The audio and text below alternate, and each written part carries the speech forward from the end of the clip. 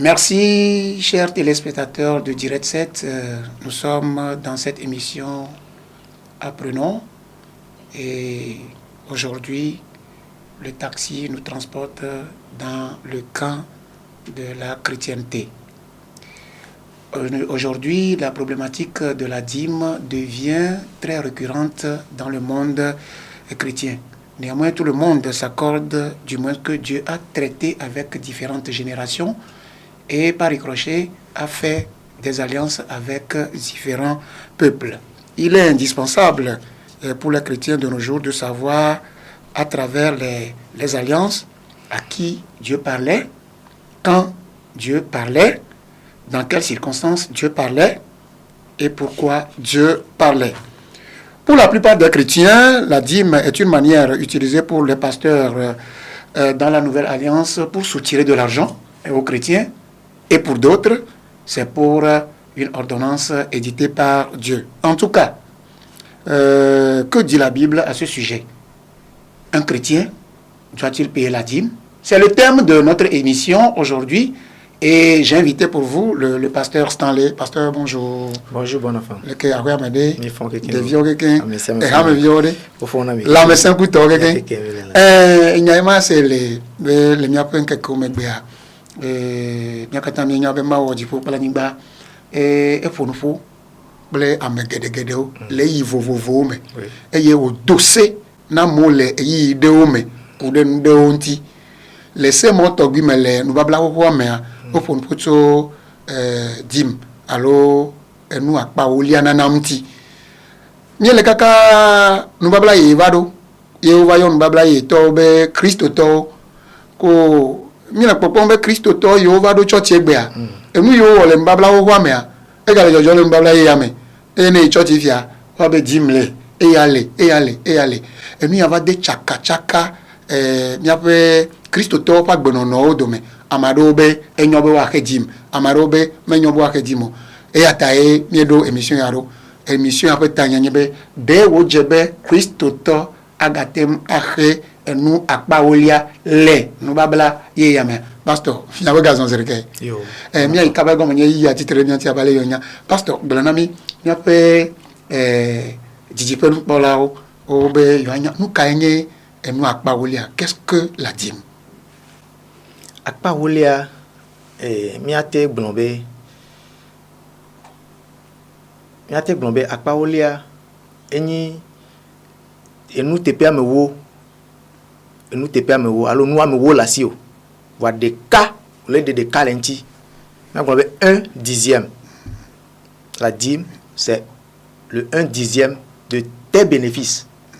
Vite de que au lieu de akpa wolia le dit au lieu de TP de cas alors akpa wolia au lieu de TP amewo le de cas lenti akpa wolia miate glombe akpa wolia eni afode dede ke o le so bubu na mauye o le do mau de die o le glona mau be ye nae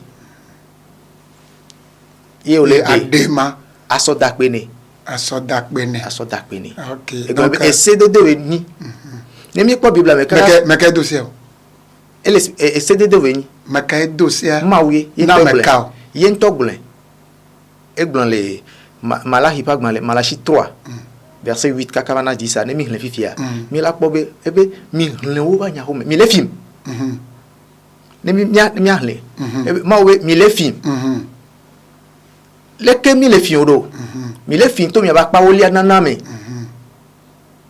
voa mi verset 10 ça glombe Malachi 3 verset 10 ça glombe mi le nu wolia katan ba nya pe me le susu be nu dudu wa te no nya pe me be nu dudu wa no nya pe me le Malachi après agbale taton so pipi eni va sere eolia e pe nyoma gbele. OK hafi mi abado Malachi are e gbo fi la be ma un to de se adari ga kame o de se gomenye be mi gbo le nye etanya so am fi be ma ou faut que génération Dieu a parlé avec les générations. Dieu a fait des alliances avec différents peuples. Maintenant dans cette loi de paiement de dîme, c'était dit à qui? Est-ce que c'est dit dans le Nouveau Testament ou bien c'est dans l'Ancien Testament? Et c'est dans l'Ancien Testament et aussi dans le Nouveau Testament. Nouveau Testament ngonglo le ke o tegbere jibe watu enu apa olia ngonglo de pe me le tegbede ji o voyez le sibere ke ne o fi onu vi o dade vonene adoko la ba don po dine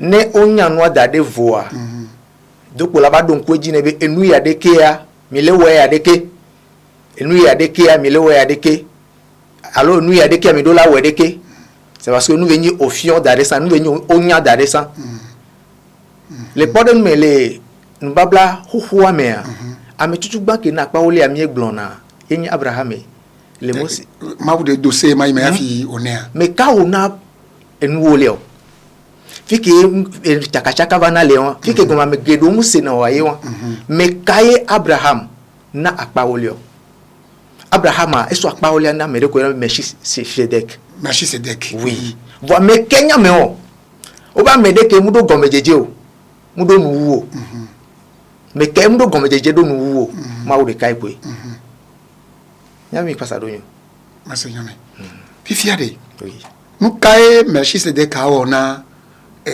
Abraham afi ko akpa oliane e gomenyi be le ngomulo onwa obe Melchisedec yire eye ya ntoglobe ya yirata ya konu akpa oliano eyoke ma we desele yema yima e gomenyi le yema yima ma fo na nu plamo ma fo na pour Abraham et pour plan Messia me oui et c'est de le gama me afiye Abraham cho akpa oliana Melchisedec de pe ya yirata Bible abe amesi nu gbogbo le ploa wo nyi mo pe view ne mi ekle ku de Abraham ku do be ka do ku do mawu ntia wa be ka do doa esen ne mo le fonfoa enyana be ma obegbe ya ne mu nyana ma obegbo a mento chan ke dava sacrifier vie la be aje mo ma glona be ma wivo amere la ba glona be ngba wi o le possible ta enya gbe ke nyi ma obegbe ya enya le ke ma o le doa ta ke o po ma o zere kanya zere ka be ma we ya e nu ya de ke ne ya do bubu enti ya ke ya wa kaka gbova nu koku ke ekpoa ya de ba pa olia ne aso do bubu enti mi ko be akpa olia ni aso bubu dodo c'est le fait d'honorer Dieu, d'adorer Dieu. Nini Seigneur Gomea. Abraham to oui. Le penu Gomea semea e na akpa olia afima ova dosia. Oui. OK. Quel le hoho akpa olia le mi ma gombe la dîme n'est pas sous la loi parce que la dîme existait avant la loi. C'est ça que je suis en train de demander. Ne mi le coup d'Abraham dit Abraham le ken boye essayer de dire Dieu so mo se be game. Mo se pas dans les velia. Il essayer de dire Dieu so. Abraham le gars mourir. La dîme existait avant la loi. Ne mi ko 1 Samuel 12 a. Ni ko 1 Samuel 2. Oui. Ma ou blona ga ke Israël vio le bio et noa et o le bio Samuel be ne odo fiana yo wa. Nou ka ma pompo na Samuel be ne gbo no nyere be e fia ke mi le dia ne fia va nou ke be da wo so mi agbo ya lo e la ho akpa wolia le mi abe nu ya de keji e la ho akpa wolia le mi abe nu ya de keji e la ho akpa wolia ne ga me le mi se mi la ke le nu yo ke va nou 1 Samuel 2 verset 30 a o la ko no ke le fun e gomenyi be ni gomen be mi ape jiji pe nou pe lo ne Seigneur be et nous akpa wolia le problème de dîme devient récurrent. Oui. Ouais non. Et yo katan ke blomé le fia Abraham kakavado Mosevelia vado c'est de plutôt katan church yo menanyo. OK. Nous ke va nabe ni le nous babla ho home. E ye ma wo dose wo alliance blamedo be enu ye mia wo afima no plemi. Oui. Ye nous baba ho wa vai. Oui. E yo nous babla ye va Christo va e ni gale seteo. Et il est en nouveauté. Nous katanya ga wo enu ye le sete. Yesu Christ be yem va be ba bu foncer. Va be ba wo ebe il me va Yesu Christ va be yem me de va be va gble ebe ya va ou se anu. Va ba accomplir. Ya va accomplir gonye ya onka. Ya na wa emi wa ga kona minyori. Je ne suis pas venu pour abolir mais pour accomplir. Il me va sia bago voma wuenu. Yesu Christo wu no kata nu lati so gamti. E wu nu se nu lati. Ke nu kata Yesu Christo ma wu dima ya nu.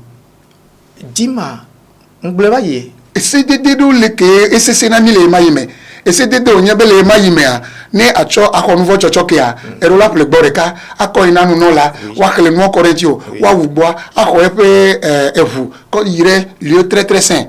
Oui. Ese dede onye le subo ome le ma yime Yesu Kristo va be muma ya va sesi akpa be yiwu enu ta yento ya so do ko wa do anyi Kristo mi ma ga vo sa ko okay keke Yesu Kristo ko do ko do vo sa no ke jim ya melemu dimu le more dima no se gomenere dima enyi de ke to elis bebe dima do bubunti o nu ka obo no ko jim ko ke maule nyama gboloma nu ka obo no ko jim ko obo no so dima ba home asume le ga me hafi Abraham ne oro home le ga me kuma Abraham ne fi ma nya ku segele ma oui home le ga mo alors fi ma pastor pona le no ne kwa ye ko e on to ko ne ko mi on to nya fu Bible agblẽ dima munyi pasoto ma obo no so e ba home ni ndudu ba nanyi egbe be wo chanko le fifia no yimo ba hode me o ba dole wia o la pon ndudu ladu amoko le ma o ba home le wo doa wa chon la te ponu ladu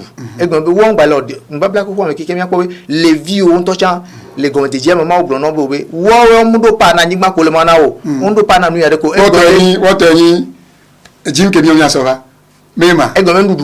Ok, pasteur. Akme, dis-moi, Fifia, mi a fait chotio. Oui. Mais, ne nya me posu na ma le mbabla wo mori. Ma trova mbabla yame. E ba nyi mbabla yame mi vale de Jim o de go. Oui. Ye mbabla ye pe Jim. Ma we na be les gens disent que ça devient un moyen pour les pasteurs de soutirer de l'argent aux gens. Parce que quand je paie ma dîme, si ça ne va pas à des fins bibliques, les gens pensent que le pasteur même s'en approprie. Bon, vous vous en appropriez. Oui. Ou les gens disent toujours que par la foi, c'est comme c'est une ordonnance de l'Ancien Testament, on va faire. Et c'est avec Dieu. Dis-moi, maintenant, qui doit être le bénéficiaire d'une dîme? Mais kawela te pokomele nous akpa olia naname. Akpa olia. Ne mi agba mo ko pona vide tutu gban to ale me amekele na akpa olia. Bible agblɔ le Malachi 3 verset 10 mia wei ya ne mia do ye kpɔ tepe de ka po ma ŋlɔ le Bible pastor Malachi a pa gbele ma pe o ga gbele awo yi de kape ko gblo jim be nyama le awo o gblo jim be nya le tepe vovo mais de Jésus Christ on que va que scribe le onu le ton point le Matthieu 23 mais Yesu Kristo bon le fune be me gombe milena pa olia le kedeke kwa mia ngo be ke to vivia be mia lo mia no no amere be gbo amere ba Yesu Kristo gbo le Luc 18 verset 12 me be ye wo ya deke ye o se o katanji me nto cha ye de na ba pa olia ye nto ye de na ba pa olia cha de ne de pepe le siaji ne mu nyinu be to budo la wo Yesu Kristo la bu fo ezerika Vonu de kako Yesu Kristo blonebe yina be sanu okeke na je yonyeme. Yesu Kristo nyabe fraternité anona no amea. Numi onye mata magatem a glory. C'est ça. Yenare apetoni egbere. Dimare lenyara siro menare amekawe dimala a profiter na. Enu tutu ba me tutu ba to ko dimala profiter na. Enya mekele ne. Leke amekele ne ba profiter na. Enu tutu ba to ke be profit tutu ba to ke le ne yibe.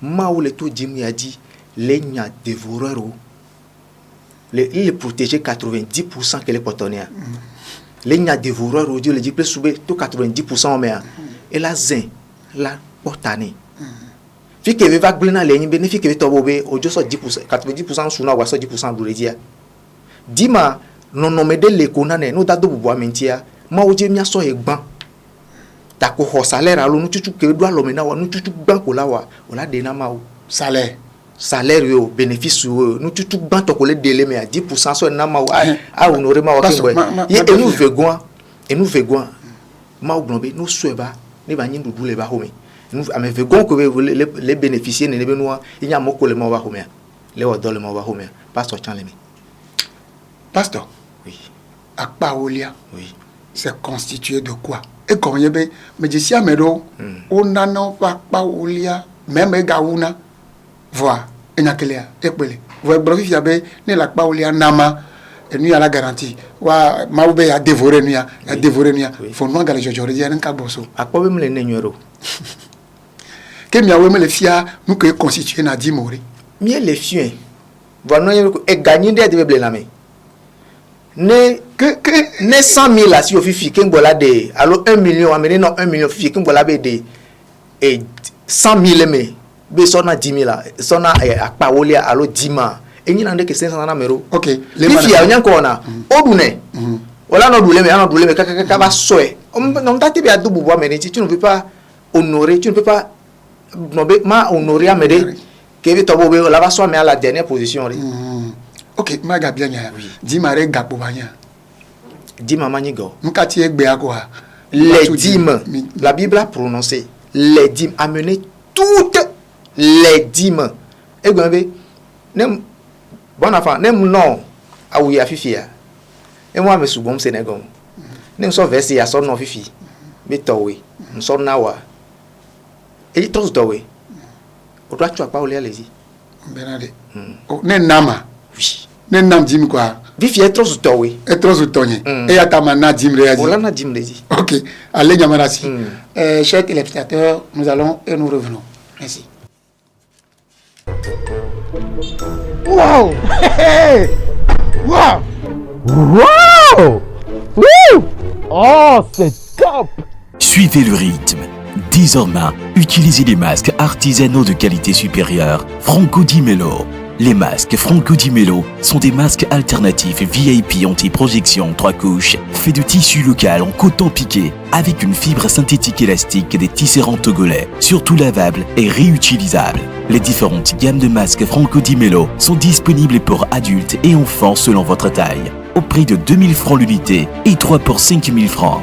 Notre boutique se trouve à Tiegouvi à Gotilike, non loin de la station Oando.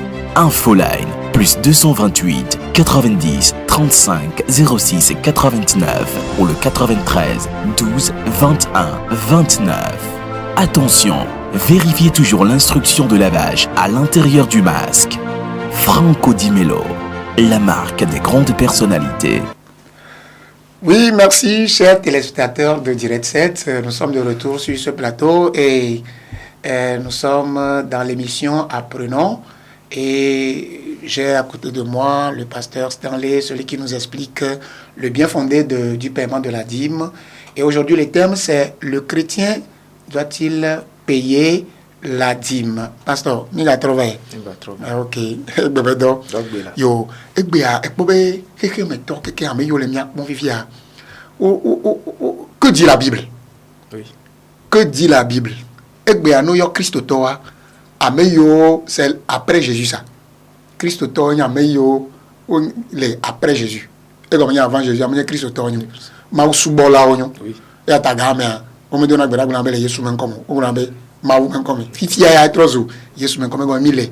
Essayez été mille nous babla yeye te afie di mpe nyawaro. Fifia est-ce que verser les Bibles à mes filles, après téléspectateurs Robert et le Nouveau Testament, mais fille au glolé, et Beredibé, n'y a tout dit. Le Nouveau Testament, mais bon enfant, merci beaucoup. Le Nouveau Testament, il y a des versets de Pémoulé que zi, alors, te Beredibé, midolana dimo. Va verser des cas de cadeaux pour Koudenti. Matthieu 23, verset 23. Jésus-Christ on table non le fond. Matthieu 23 27 23. Oui. Jésus-Christ au blanc scribon pharisiton be mi le tout dimcha voa mi jogbe mi woya mi lowa mi le tout akpa wole acha voa mi ngobe ke ba le veveria ke nyi mi anlo mi anonewa e gobe dim tutua e le voe tam gba hia be o le wevo e ke gba le vevede qui ont balé wa yeji Jésus Christ le tasino il me le blo benade maou blo le malahia oui fa gbele taton pipi enyi ko ide wuame abale ine gbele fiabe e fia kotebe etrozu sebe watu jim oui onye cdd onye et bien avant Malachi oui et cdd ale bien avant Malachi yeme le blo mi le mbabla yeye me babla yeme écoutez Jésus Christ m'a te blobé me va me pour mi aponu vota me ko mi apare dada me ga ke mi ga ngolo be jima yolo ah Yesu Christ va te blé de ka be nu fia ye so nu fia ye va e so fia ye va le pore nu me le mbabla ko me ngbogbo do le kifuna ke to egbe ya Yesu Christ ojo ga ke mi gba one pastor nu ka o ye offrande be nyam na problème pastor egalesi atia nyemba le siatio nkatele amen vvt jima re amen vv ya lo se di man de venir to nyam so na bubu so do bubu ma wonti awla e pobe na de pastor e offrande are nu ni ko de na bubu ma wonti ya banto ya ni offrande oui e gomenye ya o gbele na diji me o katan o be me ga va nya pe me asifofro oui o be me ga va pe dimo o be me ga va me nya offrande me nya offrande OK mi ga va 3 6 2 bene ma o ga onde no o jeji no ha ne va ga action de grâce me ma e gaji mo nu mo levo di ma nyika di ma de le enya be ma u bro offrande me nya me les générations les yire molo e gbele na yi okata ke no mata nya te koeva e mata nya te koeva Nouveau Testament me parce que gbele nya na jiji me le tiare go me ma mo kata ndo ku afi Jésus Christ va Jésus Christ va continuer noyer ta ameole o hérité to gbeole comment l'appelle-t-on Ancien Testament mais il y a ameko le tout dit le Nouveau Testament me gamin au monde beblo parce que hérité au togo boy il y a nous kata nous kae maudo offrande mau mi be action de grâce et miache dit mangata yimate ra le Nouveau Testament que menye cdd na jiji me o kata if ya nka e won pe le bebe offrande o le ke no chote fia mi le offrande o gbangba ba on le problème de pevo et nous que tamele le problème vari le mi après jiji me nous nyebnari maube offrande ta mi pasteur mi va jagba kaka le dit adjectif ona offrande on wa sobo e ke mi la joye mais il y a télévision il y a joye il y a radio il y a joye e won gba e won le ni problème e ma me ponye ndeke di muto ai le bebe vite e ma me ponye ndeke ke la ke jere va ma upla me adomo oui ni mi le bla me abe alo mi le blona me abe ke dim na me amenya dim akeke wa ame ala va dafo yena ma me gedo o le tout di ma wa le tio yena me le blo benare e nu fia me sua mo le adimo mi me le ma gome de na me ore pastor e ye mi afia nu ke wela no di ma mo ore pastor amere blo ni sobe e va do gale BTCI e do 3,500,000 be yakoba plan ni bare le cas de l'eau de la firée e vo yeko to me choti zele ko 350,000 va dar fuma be tout di mi pon ke fia mi le amele possible que beli na ma vivi bien ne trova comme la tout dit mari le possible nkantio e gombe me vide venini vidéa profit di o lana e no ale akpawolia wade kede allo e doko lewa par exemple tu salaire no triku fia e la na dim le akpawolia le di e won ya objectif de l'insi e ni salaire à profit ya salaire. Est-ce que le salaire c'est un profit? On doit éviter que de gauler non salaire. OK. Tout fait non de ko watai. OK, nyawe poleke. Me yasime. Oui. Et me pleso clean. Oui. Amené. Bio 200 la cime. La cime. Je me trouve à donner le copé me. Il va da bio ready mais c'est 100 francs. 100 francs. Je me pas 400. Ne vire 200. 200 que les dire. Mais ne vire 200. Ne vire mais que me probablement mais dans 400 mais 200 mais 200 dit mais y en a 10 malien 200 du la na 10 malien fi fiare e dokai que me wodo salaire nyare vire ka me poliji en do ko le wayo les amérique ya simeneni les amérique ya simeneni ouais asime ko le ya in do ko le wa pas seulement que po ni salaire to na me ko salaire ne me ko pas salaire je me ko waro entreprise de pied à la firée oui je me ko de me revade mais non ben me ver ko apenye ga 60,000 ko mako 600 bana mawa ne me ko 60,000 là 60,000 là ne me ko 60,000 là oui et doy me wo ke phénomène ni ma pas vidéo vidéo ma gomenye be ne me va 360,000 anti anu que me bon ne me va 360,000 nous fier non 360,000 wade non 360,000 vidéo me leo ta ma voiture ye gbro mo le benade enya ma tout offrande ne me ma pour me ko ma tout offrande les man pe nyanu na jijibo katan be nye klima o domaine wa nyon oui e ba nu nya pastor mi bolo amenade ni e wona sanasi e wona commerce ye me tuti moi agba ola me jesia mo me tuna di mo vo ma gba ne po ya nu ka gbo so no ni Kristo to a no ni Kristo to nya to muslimo o da si nya to muslimo me tuna di mo wore o pa gba oni asiga me on te ko o ni Kristo to re o ni Kristo to re mi ma te comparer mi do koku do c'est parce que mi mu nyanke o le sen Kristo to le asiga me o la asiga me ke e to wo ba me do be le wa gba le marché ke gba me do le marché par exemple me ke le do Coca-Cola nyare ye bi le Coca-Cola gbere o nya ni na me nana 90% avec nana et nana 90% yen to garder na 10% e gbe Coca-Cola le hihia kikeme ko pede pepe ko la yo la Coca-Cola ya gbe e boa e gbe be do bubu ma onti e ma mi kono na pore we ma mais on va so na pore no pro vivante de wa pore no maga na bua e bo le patapata par exemple enye fifia ma te gbo na ma we aw je ma do ma ko le nu ya mi apa ole anya ma te kokko e ji ma gba ni 10% ni 20% fifia e jo la pa ole mi fia do nu babla me kuto ni pa ni kudo ma o ye na me gbogbo be na e ji ma de mi ma fia mo bombe ne trozo nu babla de mi apla me ado me ube e ke mi le zire dia e vegoin passo blenam mais blono le Deutéronome 14 quand il 22 me benari quand il da benari ji mo be na ne koshira ma ube no na epe le wi vieux ton nyon peton de miao egbe kle nu babla ye me mi le ni a jim tu alo mi le tutu mo no ture de mi a troma openya me gagner pepe alo mi a me pepe a trozu mi ma ti ko gawo me sa le ko dana gbele adoa le ko dena wa ba gbele ado ko na nu odoa epenue alo fi ko so na kaka ba yi kaka e fi ke sacrificateur ole e didi vo mi awe egbe nya fi ke nya le fi ya ola na salaire e ma ko salaire egbe ma de jima so dare home awala pore numero ma de jima so dare home be janvier na salaire to ma de dare home février to ma de be décembre ne mbale yi e no va ma so so ya ne jima le bonyi le home yende joare oh e mari doble ma pon mo ka tanka pe blo pe kai yena be ke be le de ke ya ma pon mo ka pe blo agbele de ka mi blo agbele de ka e ko mi agbele de la so ga ke mo fanu ko e nu ngene to pe kane fifi ade agbele de la ma le church va kosira ele va church kosira nu ka taka pe mi agbele be na jim kosira gbe ne e vo me po unu mi ma te forcer agbele de la wa bele na pa ole ore c'est parce que on pe mu le la na nkareji bele church wa ne me na jim wa hore me gbero e fo be ejo 3 jours e no ajo e hado le do ye na me le bia be na nu ke le be ya so okay nu kenge jim